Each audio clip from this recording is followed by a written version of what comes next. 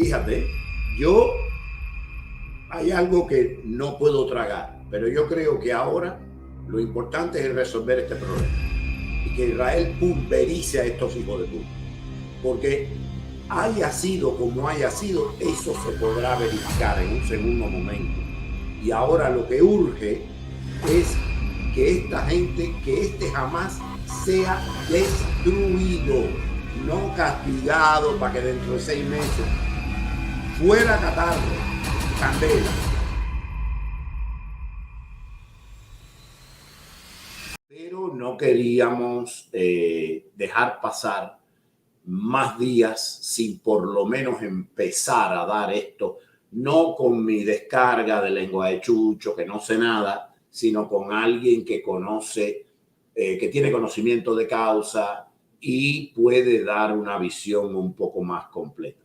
Como siempre, usted no tiene que creer nada. No está de acuerdo, verifique por otras vías. Eso es lo que siempre le invita a hacer este programa.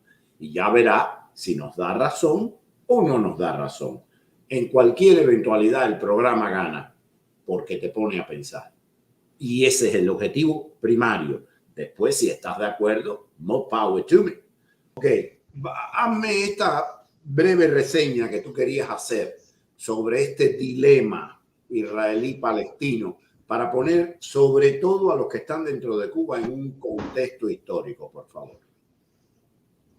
Bueno, voy a dar unos saltos a trancos porque si no tomaría la noche entera hablar de esto.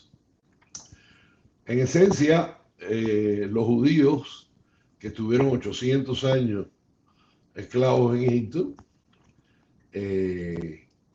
en un momento determinado salen de Egipto, Dios los guía fuera de Egipto a través de Moisés, están 40 años en el desierto para poder dejar de ser esclavos en la mente. Eso, no, o sea, la idea era que no llegaran a la tierra prometida con mentalidad de esclavos, que llegaran a la tierra prometida con mentalidad de hombres libres. En esos 40 años murieron y nacieron mucha gente, pero los que llegaron fundamentalmente ya no habían sido esclavos. Acuérdate que la cantidad de años que la gente vivía ha ido aumentando en la medida que la ciencia ha avanzado.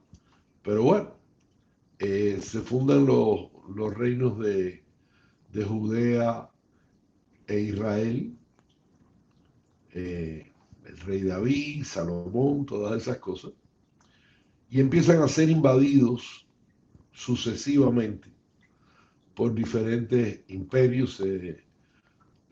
Sucede la destrucción del primer templo por los babilonios, que después ayudaron a construirlo, porque la actitud que tuvieron los judíos que vivieron en el exilio en Babilonia fue tan buena y tan beneficiosa para el reino, que cuando en un momento determinado les permitieron regresar y ¿cómo se llama este? Y pudieron reconstruir el templo y un estado y demás.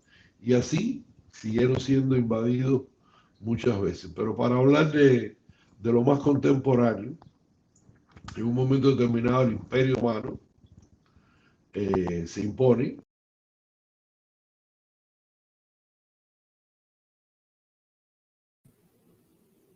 Bueno, ¿qué pasó? Se cayó, se fue la luz en casa de Béjar. Cosa más grande, caballero. Ok, vamos a ver. ¿Qué pasó? ¿Se fue la luz? No, yo no sé, de buena a primera esa cosa hizo así, yo. Dale, sigue. El Imperio Otomano, decías. Ok, el Imperio Otomano gobierna en toda esa zona y en ese momento toda esa área de Israel, el imperio le llamó Siria Meridional. Y así se llamó Siria Meridional. A pesar de que los romanos, que habían estado mucho antes, los romanos son de hace 2000 años, más de 2000 años, de la época de Jesús. Pero, y los romanos son los que se encuentran con la resistencia del pueblo judío que, a diferencia de los demás pueblos, se negaban a renunciar a sus creencias y a sus tradiciones y a la enseñanza de la Torá. Tengo un gato aquí que está muy preocupado, parece. No deja de hablar. Está viviendo la vida loca. Ese ruidito parece de sexo. No, si el pobre está drásticamente modificado. Regálaselo a Jamás para que no joda más. Sí, aquí está. Entonces, los romanos, que tienen una resistencia muy grande por parte de los judíos, hasta el punto que después son los que destruyen el segundo templo en el año 70 de nuestra era. Pero, como los judíos estaban tan atados a esa tierra y a sus tradiciones, entre las cosas que hacen los romanos para desjudeizar lo que se llamaba Judea, lo rebautizan con el nombre de Palestina, de cierta manera imitando el nombre de los filisteos, que no tenían nada que ver con esto, porque los filisteos casualmente vivían más o menos en el área que hoy es Gaza. Y rebautizan todo ese lugar como Palestina, que luego de la ocupación inglesa, tras la derrota del Imperio Otomano, después que limitan la frontera del Líbano, que existía como entidad, y de Siria, que existía como entidad, cuando inventan todos los demás paisitos, Irak, Libia, todos esos países y todas esas fronteras que las delimitan los franceses y los ingleses, el mapa de Palestina, si lo ves, en aquel momento era como lo que es Israel, como la punta al extremo del Mediterráneo, pero todo un terreno que incluía todo lo que es Israel y todo lo que es Jordania. Desde el año 17, con el señor Balfour de Inglaterra, se empezó a hablar de la creación de un hogar nacional judío, porque nunca dejó de haber una presencia judía importante, porque todo el mundo nunca se va. La mayoría de los que se fueron como esclavos de los romanos, y el testimonio está en el Arco de Trevi. Lo pueden ver ahí. En Roma tú lo debes haber visto 1000 veces. Esa escena horripilante son los esclavos judíos. Y le dejaron el nombre ese de Palestina. Cuando lo toman los otomanos, desaparece el nombre de Palestina y se empieza a llamar la Siria Meridional. Y así se llama hasta que lo toman los ingleses, hasta que los ingleses derrotan al Imperio Otomano, a los turcos. Entonces todo lo demás tenía nombre, y a los ingleses no se les ocurrió otra cosa más simpática que renombrarlo con el nombre que le habían dado los romanos. Lo que quiero decir con esto, que nunca hubo el reino de Palestina, ni el califato de Palestina, ni el país de Palestina, ni nada se llamó Palestina, nada más que por el capricho de los romanos originalmente y el capricho de los ingleses después. El nombre judío viene de Judea.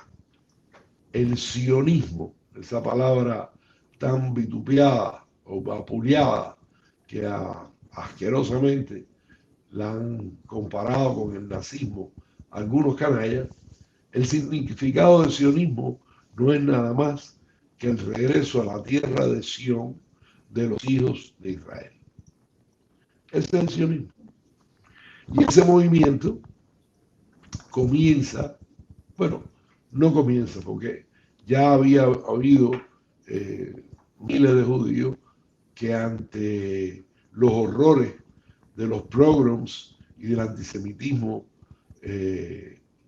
europeo que le impedía ejercer profesiones, ser dueños de tierra y toda una serie de cosas, deciden irse a la tierra de Israel, que en aquel momento todavía, antes de que llegaran los ingleses, era la Siria meridional, y empiezan a regresar y empiezan a establecer ciertas bases. Entiéndase que esto, Mark Twain, en 1800 y tanto, no me acuerdo ahora, hizo un recorrido que sus comentarios se hicieron famosos porque lo que describió lo que era en aquel momento ese lugar, que era una tierra prácticamente abandonada donde se caminaban leguas y leguas y leguas y no se encontraba presencia humana. Y los judíos empezaron a ir antes de la creación del movimiento sionista, que tiene su congreso en 1899, y ahí sí se destapa un creciente movimiento de regreso a la tierra de Israel, a juntarse con los judíos que ya estaban en la tierra de Israel, y por supuesto que había una población árabe, porque había estado ahí el Imperio Otomano, que había controlado y dominado todo ese universo: Egipto, Irán, Irak, Libia, Siria, Túnez, en fin, los otomanos controlaron todo eso. O sea, y por supuesto, la gente con muchas dificultades, a través del desierto, tratando de llegar a Damasco o a Jerusalén, pero en aquel momento más Damasco, que era un centro más de comercio, y se quedaron alguna gente viviendo en este lugar que se llamaba la Siria meridional, con una pequeñísima población. Así pasa el tiempo, llega el año 17, ganan los ingleses la Primera Guerra Mundial, derrotan al Imperio Otomano, rebautizan eso como Palestina, y comienza esta historia. Pasa el tiempo, los judíos siguen luchando por el derecho de tener un país donde ser ciudadanos de primera clase. En el 17 se produce la Declaración Balfour, que insta a la sociedad occidental a concederle a los judíos el derecho a regresar a su tierra. Mira qué cosa más simpática. Mira qué cosa más simpática. Entiéndase que los judíos son considerados segunda clase en toda esa sociedad. Entonces, como una cosa muy... deciden que los judíos tenían el derecho a tener un hogar nacional. Y eso impulsa aún más la emigración de judíos hacia la tierra de Israel. Déjame hacerte una pregunta que siempre me ha perseguido. Aparte de la solidaridad de algunos, no toda la gente es mala y todo. Pero esto de mandar a los judíos para Israel como país, por parte de algunos, ¿no fue una manera de salir de los judíos que vivían en Europa? Bueno, no dudo que muchísimas... Vaya, yo no dudo que en una cantidad grande de personas pudieran tener ese sentimiento. Pero los que escriben, Balfour y la gente que apoya el movimiento sionista, yo creo que lo hicieron de buena fe. Okay. Era gente culta, era gente que sabía. Estamos hablando ya del año 17, ya la participación judía en toda una serie de cosas era importante Okay. en Europa y en los Estados Unidos. ¿Ok? Entonces, ese movimiento continúa, empiezan a emigrar los judíos a Israel y empiezan a comprar las tierras de los árabes que vivían ahí. Un detalle, hasta el año 1964 en Israel había judíos y árabes, no había palestinos. Los árabes rechazaban el nombre palestino. El ejemplo, y por muchísimas razones, en la Segunda Guerra Mundial, para que ahí donde se intensifica un poco esto, o donde se explica más esto, en la Segunda Guerra Mundial, la brigada de judíos que peleaba junto al ejército inglés era la brigada palestina. Esta única y exclusivamente por judíos. La bandera de esa brigada, la puedes buscar por ahí, era un trapo con una parte azul, una parte blanca y una estrella de David en el medio. Esa era la bandera de la brigada palestina del ejército inglés en la Segunda Guerra Mundial. Todavía los árabes no aceptaban el nombre de Palestina. Entonces, volvamos acá. En esa guerra del 49, del 67, se vuelve a producir el mismo efecto que sucedió en el año 48.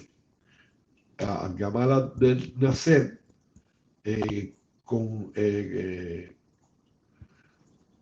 conquista la voluntad de sus vecinos y los convence de que invadan Israel. Israel estaba muy al tanto, se da cuenta de lo que está pasando, incluso hay un personaje que es uno de los espías más famosos de la historia, que logra, Eli Cohen, en Siria, que logra descubrir lo que iba a pasar, y eso ayudó muchísimo a los israelíes, hasta el punto que solamente con aviones Mirage, porque en aquella época los americanos no eran solidarios con los israelíes, o muy poco, no los gobiernos, pues la gente sí, pero el gobierno no. En 6 días derrotan catastróficamente a esos ejércitos, los humillan prácticamente, porque lo que hicieron con los egipcios es una maravilla, porque les quitaron los cintos y los cordones de los zapatos y lo mandaron caminando por ahí para allá. Tú te imaginas caminar con unas botas sueltas en el desierto y agarrándote los pantalones. Así llegaron al Cairo. ¿Okay? Y los israelíes no llegaron al Cairo y a Damasco y a Amán porque no les dio la gana, porque los derrotaron total y absolutamente. Y ahí es donde desocupan los jordanos y recuperan los israelíes. Por eso, ese mito, esa falacia de la ocupación israelí de los territorios palestinos, la única ocupación que ha existido fue la ocupación jordana. Los israelíes recuperaron su tierra ancestral con unos huéspedes bastante más llevados, que son los árabes llamados palestinos. Entre tanto, Gaza también pasa a control israelí. Y de la misma manera que desarrollaron las áreas que recuperaron de Jordania, también desarrollaron Gaza. Y en Gaza, desde el año 67 hasta el año 2005, son 30 y pico de años, 38 años creo que son, el gobierno israelí y los israelíes invirtieron millones de dólares en Gaza, porque además es un lugar que es fértil, que tiene unas playas preciosas, Si tú ves la fotografía, no son caseríos. Tú estás viendo los edificios. O sea, en 38 años los israelíes convirtieron aquel matadero en una ciudad, en un lugar que producía. Crearon escuelas, carreteras, teatros, hospitales, invernaderos, haciendas. Pero en el año 2005 los problemas dentro de Gaza eran incontrolables y esos problemas filtraban hacia Israel porque no había frontera. Palestinos y judíos dentro de Gaza, pero con tráfico libre. ¿Entiendes lo que te estoy diciendo? Claro. Por supuesto, bajo la jurisdicción de Israel, la protección de Israel y la administración de Israel. Y dentro de Gaza funcionaba la Organización Palestina y más tarde se funda Hamas. Hamas es mucho más reciente que la Organización para la Liberación Palestina. Hamas es un invento ¿te acuerdas de lo que te dije? De los fundamentalistas y los panarabistas. Hamas es un invento de la hermandad musulmana. Los iraníes. Hay un rumor que en algunos casos ha sido aceptado por israelíes y no dejaría de tener lógica, que Hamas fue ayudada al principio por Israel para contraponerla a la OLP. Sí, pero hay que ver eso. Eso no es tan... Hay que verlo en contexto. Hay que verlo en contexto. Primero, porque cuando ellos comenzaron, no comenzaron como una organización bélica, no, ni como una organización terrorista, no comenzaron así. Su ideología es una ideología fundamentalista, religiosa, pero su principal actividad, y así es como ganaron adeptos, fueron más bien en la obra social. Construían escuelas, ofrecían atención médica, ofrecían ayuda a la gente que estaba más necesitada, porque tenían los fondos y así empezaron a conseguir adeptos, que solamente estaban esperando un momento preciso que ellos consideraran que era mejor para llevar a cabo este horror. Y así sucedió sorpresivamente el sábado, que por dos razones había poca gente en las unidades. Una, porque era Shabbat, que es el día de descanso en Israel. En Israel se trabaja de domingo a viernes y se descansa el sábado. En Israel el sábado es el domingo nuestro. ¿Ok? El sábado es el domingo nuestro. Entonces, y el otro es que estaba la festividad de Simchat Torah, que es la entrega de la Torah al pueblo judío, que también es un día de fiesta. Y entonces más soldados estaban de paz. Eso lo sabían ellos. Y eso mismo fue lo que pasó en Yom Kippur. Ok, bueno, fíjate, hay algo que no puedo tragar, pero yo creo que ahora lo importante es resolver este problema y que Israel pulverice a estos hijos de puta, porque haya sido como haya sido, eso se podrá verificar en un segundo momento. Y ahora lo que urge es que esta gente, que este Hamas sea destruido, no castigado para que dentro de 6 meses fuera catarro, candela. Ahora, ante esta cosa, Israel está concentrando fuerzas en la frontera. Parece que para entrar con todo. Mientras tanto, el ablandamiento, bombardeando, van a morir rehenes. Como tú te podrás imaginar, van a morir rehenes. Pero yo me pregunto una cosa, abeja. Vamos a dejar a Israel tranquilo ahora. porque si Washington le hubiera soltado la cuerda, ya Israel le hubiera metido caña a Teherán. ¿Cómo es esto de que Irán no se puede atacar? Si el mal es Irán, ¿por qué perder tanto tiempo? Fíjate.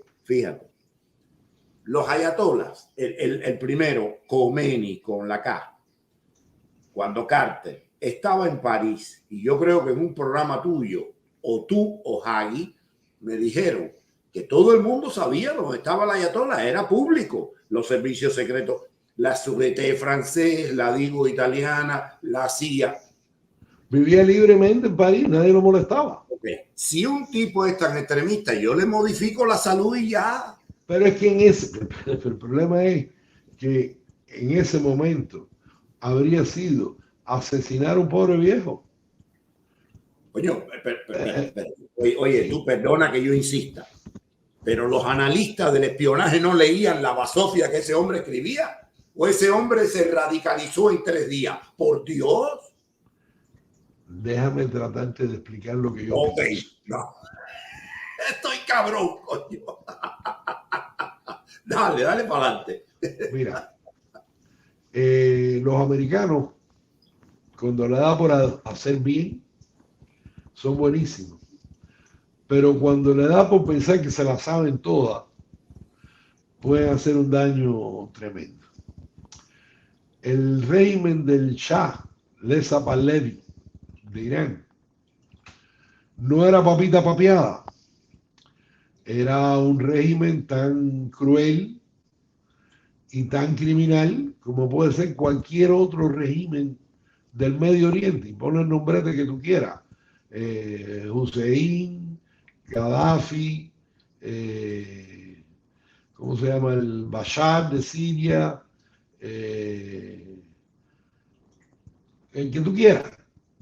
No se han caracterizado, incluso los mismos egipcios, los horrores que le hacen los egipcios a los negros coptos cristianos no tienen nombre.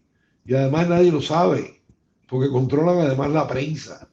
Todos esos países, todos, con la excepción de Israel y con la excepción de Líbano en una época pasada, que bajo la mano y la guía de los franceses tenían un gobierno más o menos democrático, con las tensiones posibles en una población tan diversa como la del Líbano, que la mitad eran cristianos y la otra mitad eran musulmanes.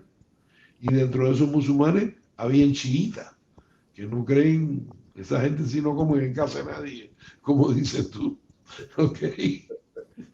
Y son la semilla de todos estos problemas en el Medio Oriente.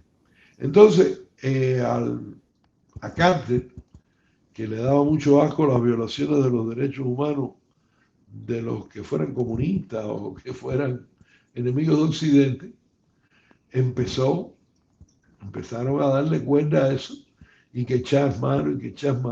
Y el Shah había una sociedad con un nivel de desarrollo mayor que Egipto y que otras sociedades, por supuesto que más que Irak y que Libia y todo, y Túnez y todas esas cosas. Y dale que te pego, y dale que te pego, y dale que te pego. Y se fue creando ese movimiento. El Shah era uno de los panarabistas cerca de Occidente y no de los rusos, como los egipcios eran panarabistas cerca de los rusos. El Shah era un individuo con la misma mentalidad de estos panarabistas de utilizar lo que la sociedad occidental había aprendido, emplearlo en su país para lograr el desarrollo. Y lo logró. La sociedad iraní, que no te olvides que son los descendientes de los persas, aunque cuando los guajiros del sur le impusieron el islamismo, los fastidiaron bastante. Ellos eran zoroastras antes de la imposición del Islam. Pero bueno, Chávez logró un desarrollo en el país y una calidad de vida miles de iraníes estudiaron en las mejores universidades europeas. Había mucha conexión entre Irán y Inglaterra, Irán y los Estados Unidos, Irán y Francia. Y eso le molestó a alguna gente. Y empezaron a apoyar a este loco, que era simpático entre los quienes, entre los fundamentalistas. ¿Te acuerdas la división que te hice en el año después de la caída del Imperio Otomano? Los fundamentalistas y los panarabistas. Unos hacia Rusia, otros hacia Estados Unidos, otros hacia Francia, panarabistas. Y los fundamentalistas, que es la otra corriente, impulsada por la hermandad musulmana, que como detalle es la misma que auspicia y orienta aquí a una cosa que se llama CAIR, que es la Organización Norteamericana de Entidades Musulmanas. ¿Okay? Y entonces sucede lo que sucede. Se le ocurre asaltar la embajada. Los americanos no saben cómo responder y se solidifica la Ayatollah Khomeini. Sacan al Shah. El Shah lo rechazan, enfermo, lo traicionan, una vez más, como los americanos traicionan a sus amigos. A todo el mundazo, a todo el mundo. Y entonces el Shah lo dejaron con la brocha en la mano. Y Irán pasó a manos de los ayatolás. Y los americanos pensaban, entonces esta gente se disfraza, pero más nada. Y tan pronto se solidificó, empezó a decir que nos iba a matar a los israelíes y a los norteamericanos. Y Elie Wiesel, que fue un hombre que sufrió los campos de concentración y después llegó a tener el Premio Nobel de la Paz y escribió muchísimo, tenía un dicho que yo repito como un mono: si alguien te dice que te va a matar, créele.